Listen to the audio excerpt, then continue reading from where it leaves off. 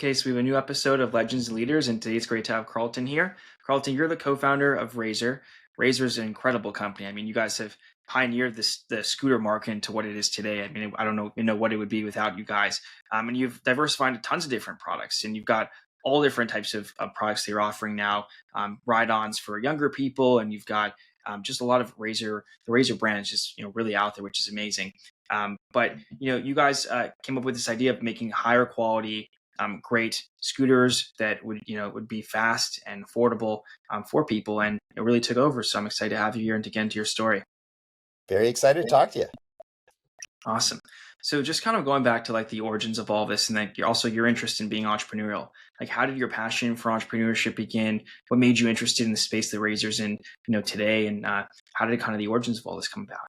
My interest in entrepreneurism started when I was very young. Like I was, my dad was an entrepreneur, and my first entrepreneurial experience was selling Rubik's cubes solution books at the Minnesota State Fair, and they sold like hotcakes because at that time Rubik's cube was a craze. Um, when before I went to law school. I thought I would maybe just like after I graduated from college, I thought I might like to go into business, and I was going to start a duck and chicken like business, food restaurant. And I went to my friend's dad, who was a venture capitalist, and he said, "I think you should go to law school instead." So I went to law school, and even though I think it was a great idea still, I went to law school instead. And so this is the long story. That's how I got Go into for it. it. But I've always, the story is I've always been an entrepreneur. Um, by, when I was just beginning my law practice in Los Angeles, my friend got sick, and I took a leave of absence from my law firm to take care of him. And he came to live with me and my wife. And after he died, unfortunately, I just didn't really want to go back to the law firm. I don't know exactly why, but I didn't want to go back. So I started to brainstorm, ideas. And I was in the middle of doing children's books so you're getting the long version of the story, but this is actually the funnest version. Um, and I was doing children's books, and one of the illustrators I was working with said there's this craze called Pogs and Slammers, and it was, spreading in Los Angeles, and it was an open system of toys, and it's a real simple game. They're little like milk caps, which used to go on the top of milk bottles, and kids would collect them, and then they would um, throw a slammer at them, and they get together and they play a game. They'd stack them up, they throw a slammer at them, and the ones that flipped over you could keep. And the slammers were like bigger discs and custom discs. And um, I was driving through Arizona with my wife. She was doing a case, and they have all these like roadside souvenir stands, and they had real scorpions in plastic, like paperweights, and clear paperweights with real scorpions. And I said, "Oh, young boys would just go crazy over a slammer with a real scorpion embedded in it." Oh my Eh, gosh. So I turned over the bottom of the thing, and I called the company that was, there was a company name in it, called them up, said, could I get some scorpions? And they sent me like 100 scorpions in a little jar of alcohol. And I went into my garage, and it took me about 6 months. I went to the Natural History Museum because it's a kind of way of preserving, if you go to the museum, you'll see them in embedded in plastic. And I figured out how to embed them in plastic discs. And I managed to get about 6 of them embedded into plastic discs. Meanwhile, my whole garage, rented house, was full of cockroaches, like eating my scorpions. And but I got one of these, about 6 of them. And I went to a toy show in Pomona, and I took these 6 and put them in an aquarium. And like about 4 hours into the show, a guy walked by and said, if you promise not to leave the show today before signing a contract with me, I'll buy 200,000 of those Wow. and I'll give you $3 a piece. And I thought, wow, business is not that hard actually. So I signed a contract with him that day. He gave me $75,000 to open a factory as an advance because I didn't have any money. And then I called the company that was, gave me these 100 scorpions, and I go, I need like a couple 100,000 of these scorpions. And they like laughed at me and they said, uh, we go out in the backyard with, blue lights and turn over rocks and pick these up. Like maybe in several months I could get you 1,000. And so I really thought I was in trouble. But um, a friend of mine said they eat scorpions in China. And so this was kind of before the internet or Yeah. email. So I went down to the Chinese consulate in Los Angeles and they gave me like 30 names to call in LA. And I found somebody who could find me scorpions. And I opened up a factory in South Pasadena and made all these scorpions. And it was a craze. It was amazing. It's still around. And uh, what is? The craze, like it's still here. What happened with No, that? I mean blogs and slammers. Well, I've seen like the encased kind of Oh scorpions, but no, yeah, and K scorpions will never come or go. I mean, those are eternal. But yeah. Pogs and Slammers was this wild game that then, like, I thought I was going to be making like 100,000 Slammers a month, but like 3 months into it, the craze completely died down. I mean, Mm. completely stopped. And I had all my profits were tied up in these 50, 55 gallon, not 50, 5 gallon jugs of scorpions. And so I had to figure out something to do with them. And I thought I thought it was a complete bust, but I went to a um, store in Pasadena and I saw people were selling I mean not scorpions, uh, uh, yo-yos. I thought, wow, that's interesting. I bet I could put a scorpion in a yo-yo. And they said yo-yos were starting to become a craze. So I figured out how to put scorpions in a yo-yo in the same factory, and yo-yos blew up, and it was the biggest yo-yo craze in 50 years. Not for me, but just in general. There was like the pods, it was another craze. Um, and so I sold millions of scorpion yo-yos. So now I was really in business. But of course, like after a year and a half, completely died down, and you couldn't sell a yo-yo to save your life. And I still had, lots of scorpions. But as that was happening, somebody came to me and, you know, asked if because by now I had all from the yo-yos, I had all these relationships with like Toys R Us and Walmart and that kind of stuff. And they came by and they said, we got this brand that's been around for several years called fingerboards, but it could really use like somebody who knew how to, sell fingerboards, or sell things to the mass market. So I did a deal with them and I became the fingerboard person. This was before Tech Deck. So, Tech Deck actually came by and tried, to buy the brand, but instead they did their own version of it. But I started to do these fingerboards, and that became a craze and took off like you couldn't believe it. And I was selling millions of dollars worth of fingerboards all over the world. And I made fingerboard movies, and that's actually how I found my, one of my oldest like one of my two oldest employees. I can't remember. I mean, I have another one, Tony, who claims to be first, but Ollie was, I'm sure, second. And Ollie, who now is vice president of marketing, in charge of our marketing, I went to him and he helped me film fingerboard videos. Uh-huh. And so that was a huge craze.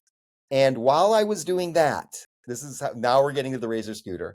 While I was doing that, so you know what fingerboards are, right? Yeah. They're these small miniature versions of, skateboards. You put your finger. And that's right. But the thing that was innovative is that they were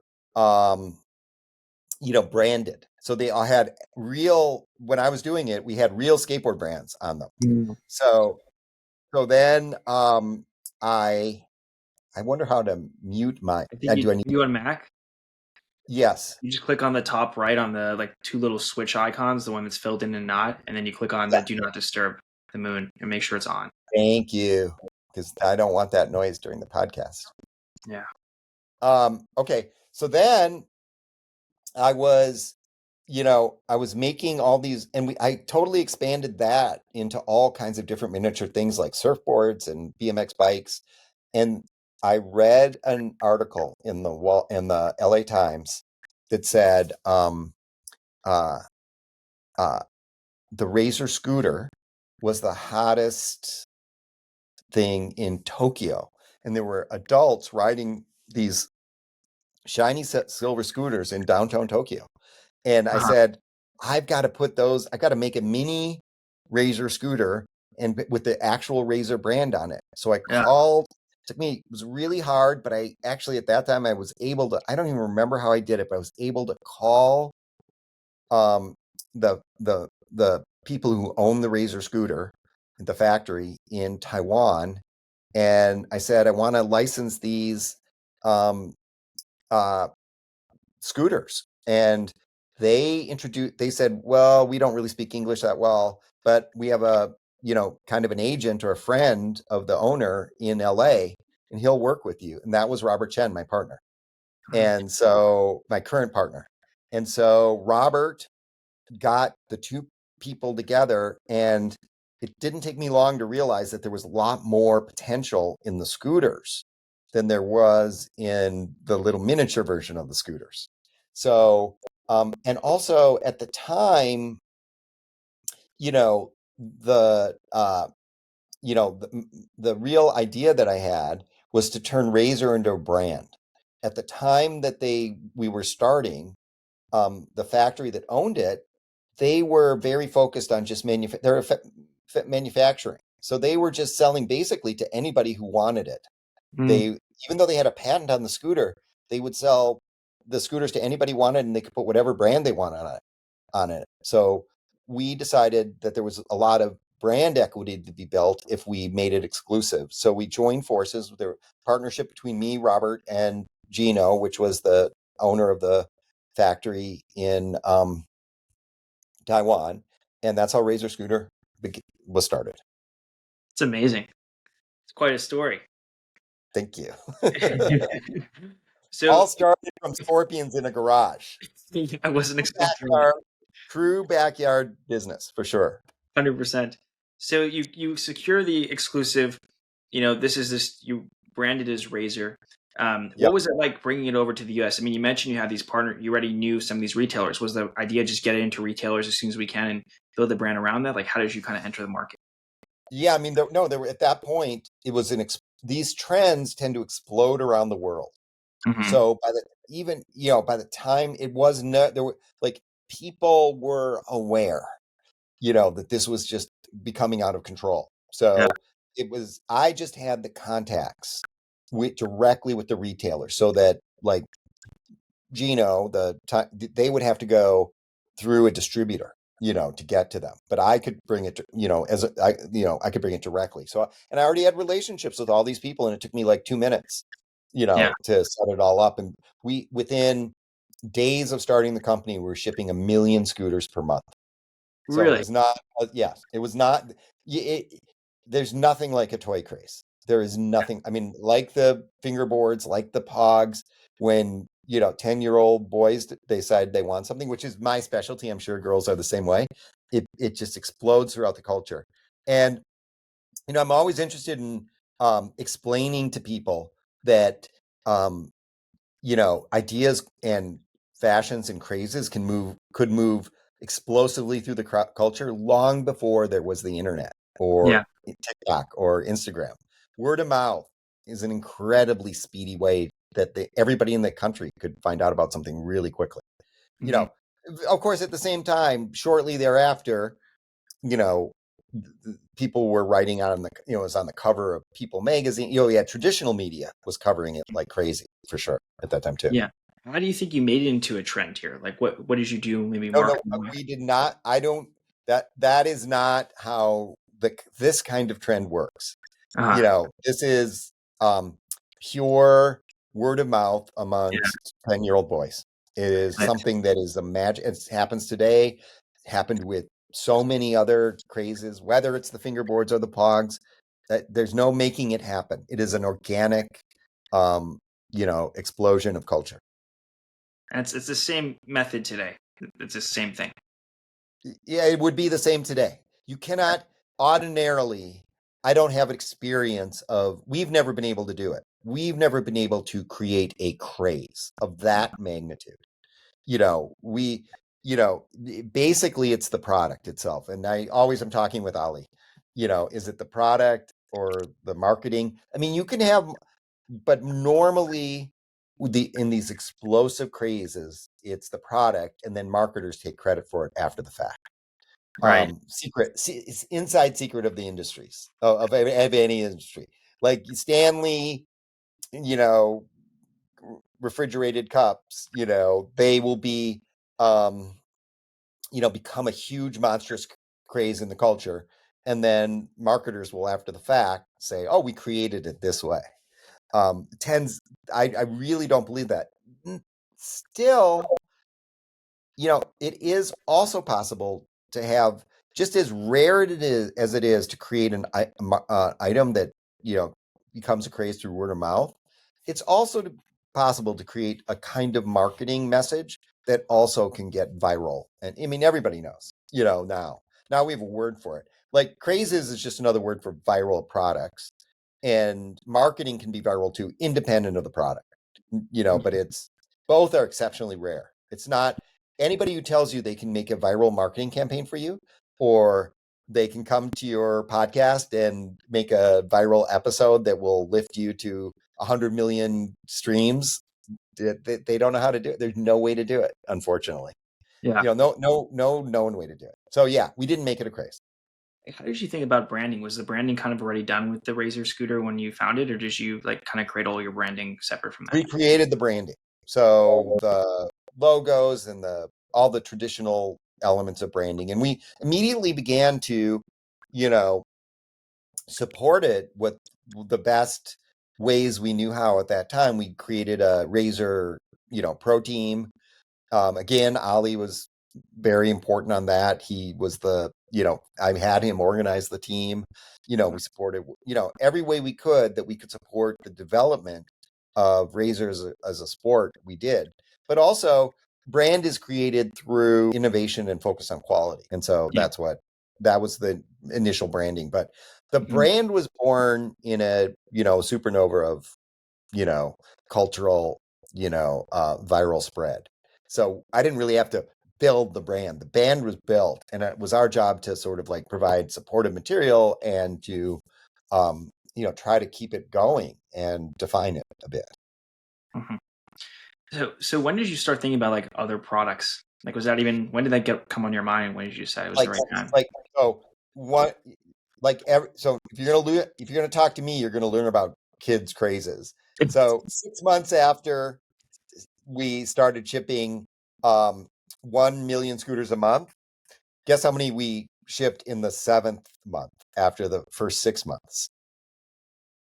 5 million. Zero. Zero. Yes, it completely died. What? The craze died. Yes.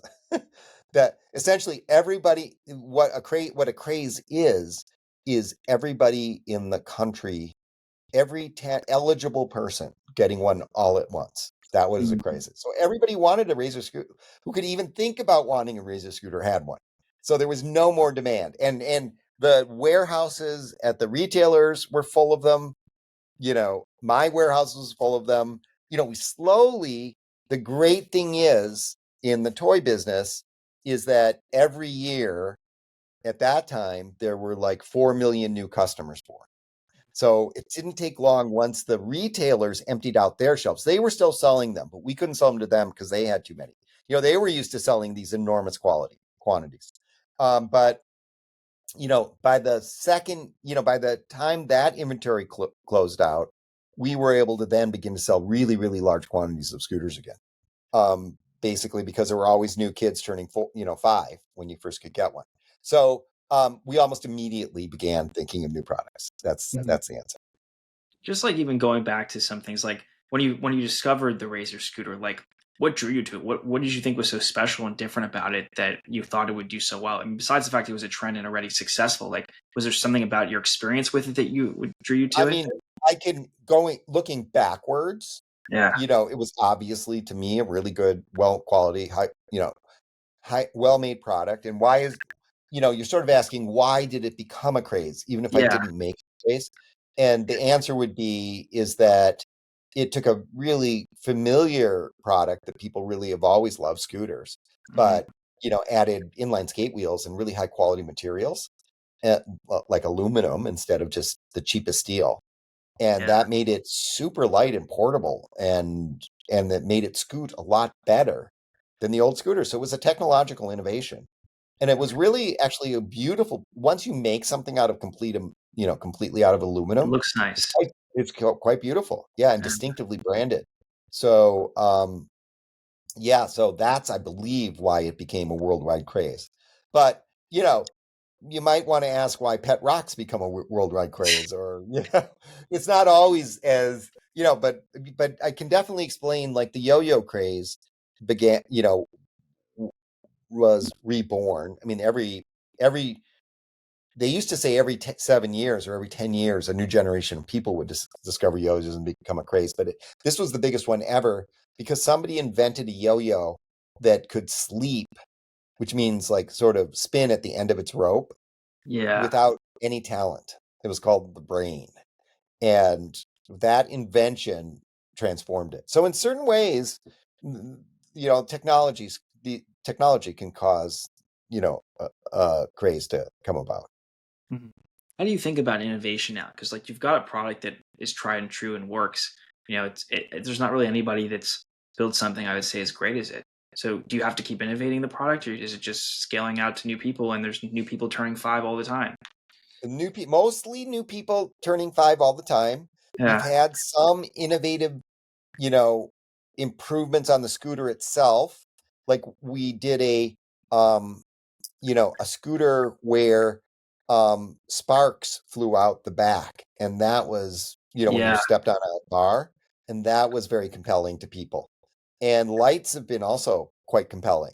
So you're able to make minor innovations, but it did, and also all larger scooters turned out to be an important market for us. We were the first one to sort of like make um, larger wheels of a high quality scooter, and it became very, very popular for us. mhm, So, there's been a gradual evolution of the scooter, but not, it's kind of like the hula hoop. It is kind of perfect as it is, yeah. and a little bit hard to make it way better. So our innovation is focused on new items, essentially. Mhm.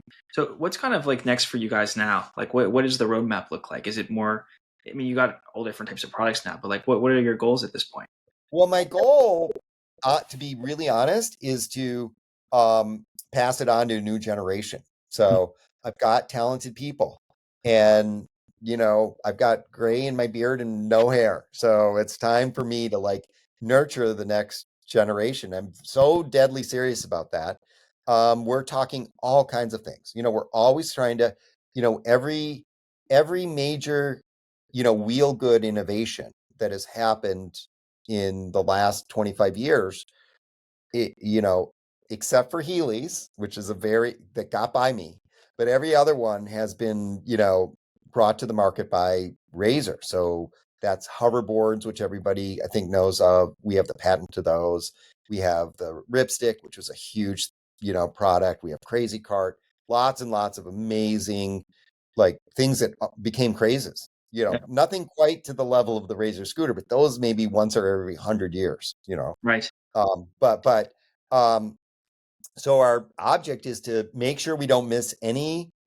The next wheel good craze that comes to 10-year-olds is from Razer, right? That's number one. But we're also very interested in maybe, because I've got a young, hungry group of people, I'm thinking maybe even expanding beyond wheel goods. So any kind of thing that, and basically in the youth space, that would be appealing. Those would be the next, and we've got lots of secret, you know, wheel good products coming, trying to get the next big toy. But we're actually thinking about expanding out the brand too. Very cool.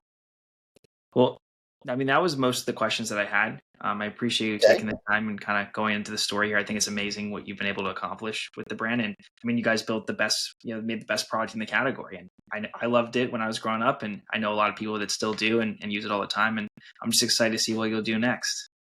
Okay. Thank you so much. I'm really, nice for me to see young people doing their podcasts and being interested in business and stories like that too. It's really impressive. Yeah.